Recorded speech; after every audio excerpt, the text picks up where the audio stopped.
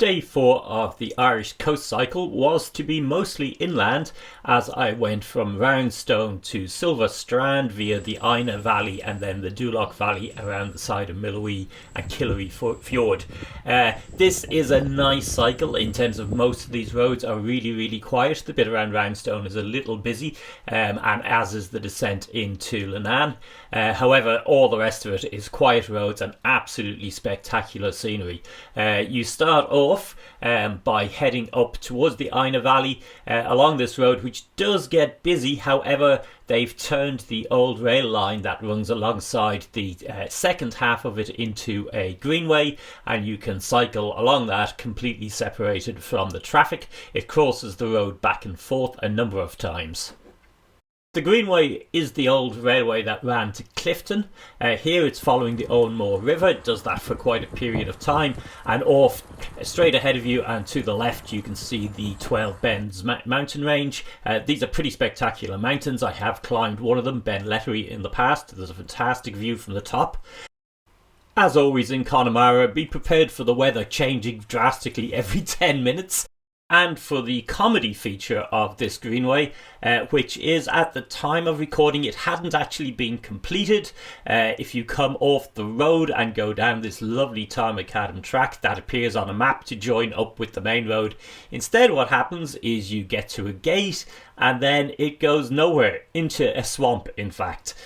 So instead at that junction, stay straight on the farm road, go through the farm gate, and you'll connect up to this section of the main road after a couple of kilometres. This main road is busy, can be very busy. It wasn't too bad at the time I was on it. However, you're only on it, I think, for a distance of about 4 kilometres, so you're just going to have to bear with it. You'll then turn off here and you'll be going up onto the Inagh Valley. Now, the Inagh Valley route is pretty quiet. There's, I don't know, probably a car every 2 minutes or something on average, and it's very spectacular. You're initially going through some nice woodland with the mountains in the distance, and then you come onto the shore of Lough Inagh itself, and you're following that up for quite a bit. It's beautiful, mountains to the right, mountains to the left, mountains straight ahead, and very little traffic, but a really nice road surface.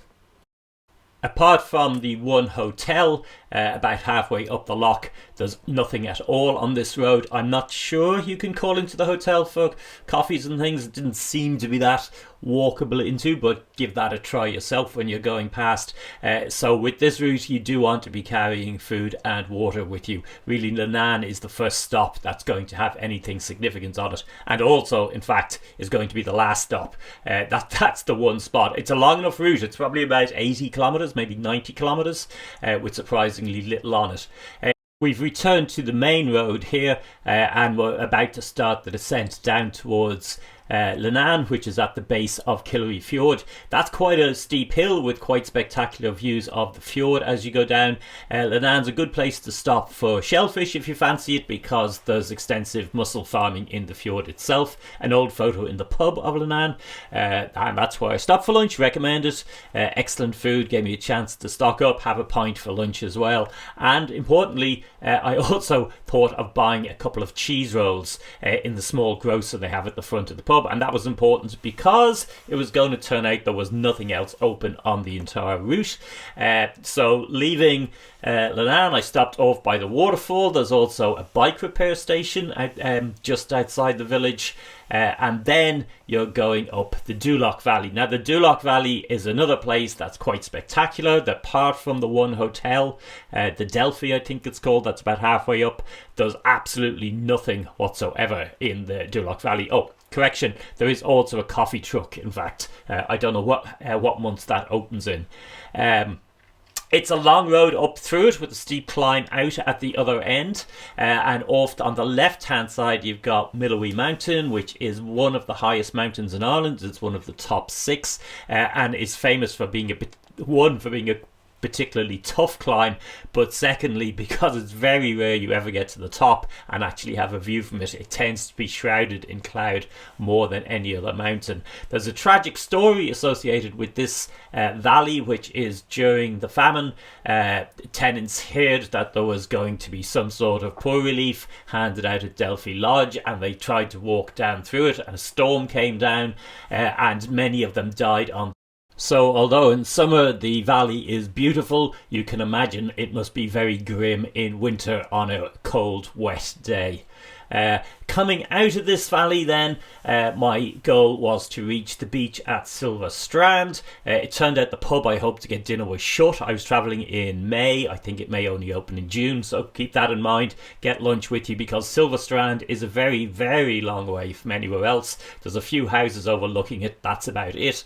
There's a car park there which you see camper vans in, and then I camped beside the car park myself for the night. The beach is fantastic. It's quite dangerous to swim in. It's got riptides, so I wouldn't recommend swimming there if you're on your own.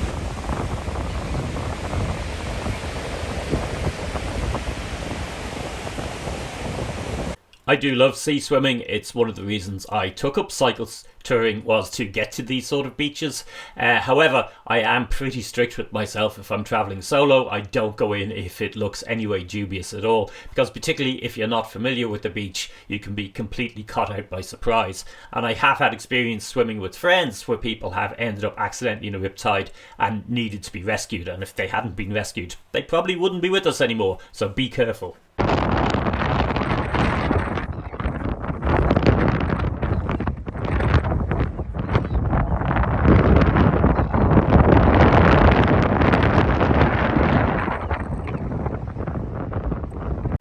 When it was at Silver Strand, all I had to go on for dinner and breakfast was 2 bread rolls and some cheese I'd bought in the pub. Fortunately, however, in the morning, as I was sitting on the grass making up my rolls, a couple in a camper van came over and offered me a fried breakfast and coffee. And let me tell you, I really appreciated that gesture on that particular morning, because it was cold.